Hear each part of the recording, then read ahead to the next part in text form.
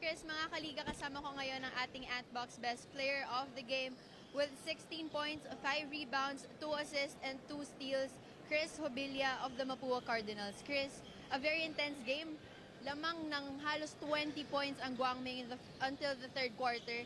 How were you able to turn things around for the Mapua Cardinals?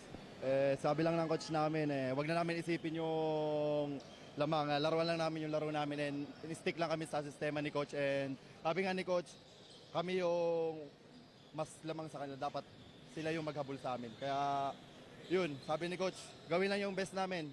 Mananalo kami na mananalo.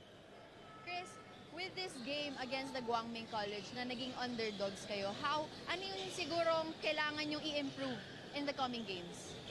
Una sa lahat, yung communication naman sa bawat isa, yung depensa. Kasi ngayon, binubuo pa lang naman kami.